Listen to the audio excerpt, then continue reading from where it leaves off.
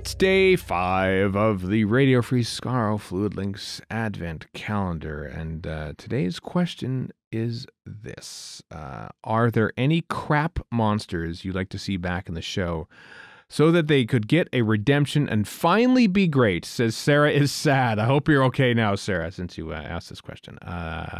Crap monsters back in the show. So, like, you know, what kind of crap monsters have they brought back that have worked really well? Like the macro. I mean, they already kind of did bring back the Naimon with the cousin to the Naimon in the God complex. Yeah, that's true. So you don't really need to do that anymore, I guess. Kind of miss the old Naimon, I gotta tell you. But the Rutens are a cool idea, but they look like hell on screen. So having whatever the redesign, because they look the Rutens, however the hell you say it, they look like green plastic glop. So maybe they are.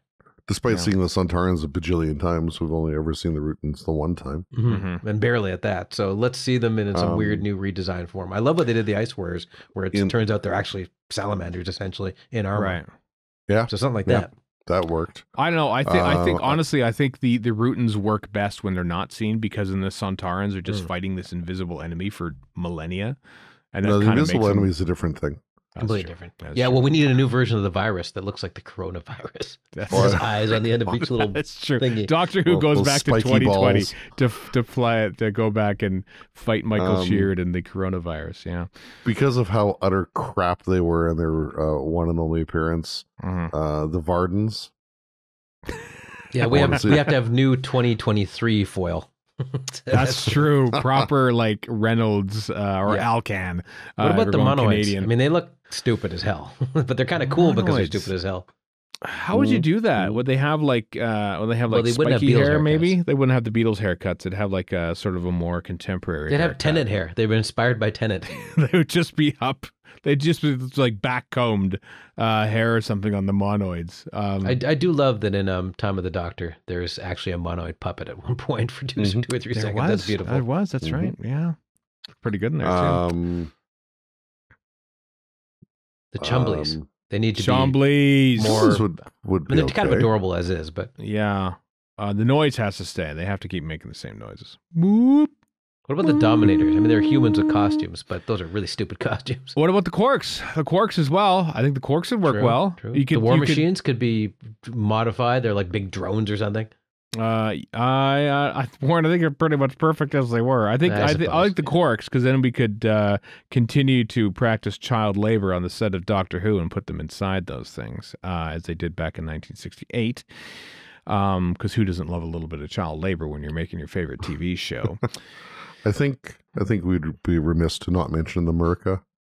Yeah, that's true. Oh, now people it's a little might obvious, perhaps, but people might say that the Murka did show up in the Legend of the Sea Devils.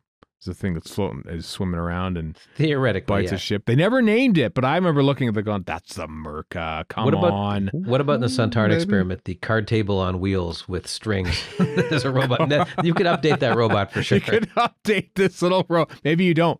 Maybe you keep the robot exactly as it is. There's a certain sneaky charm to it. Retro's cool. Yeah, retro is very cool. Why wouldn't you keep it that? Taran Woodbeast. Got a bit of a. What about the Mandrills as well? Like, I think you could really mine the Graham Williams era for a lot. I would say the spiders from Planet of the Spiders, but Arachnids in the UK kind of did its own type of vindication. So yeah. What about remaking of? I can't remember the name, but the Menoptera one. Well, the Menoptera to begin with, but that whole episode. The Web Planet.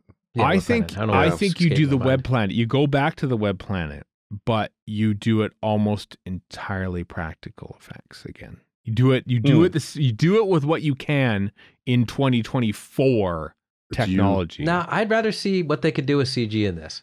Like, don't go overboard, but just do you resurrect Rosalind Winter for this? Yeah, yes, you do. Who's going to do the insect movement for you? Exactly. Yeah. Especially if it's all practical, you have to resurrect Rosalind Winter. Insect movement by Rosalind de Winter. I think otherwise, if you do it all CG, then you just get the Battle of Geonosis on the Attack of the Clones. No, but you don't overdo it. You just have tastefully done CG. Is there such a thing?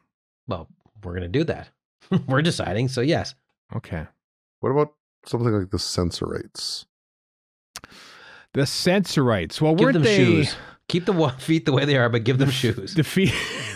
They're in actual little boots, like little lace-up boots.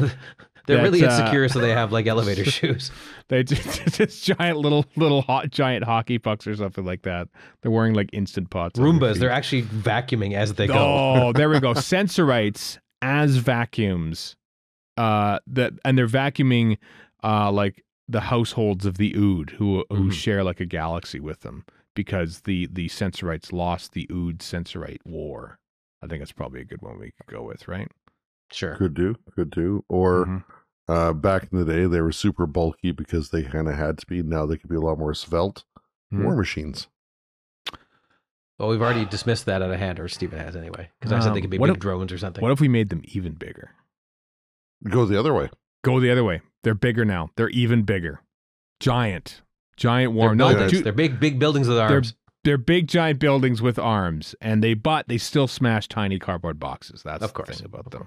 And then you can merchandise them by having tiny little cardboard boxes for your War Machine action figure. Exactly. Sure.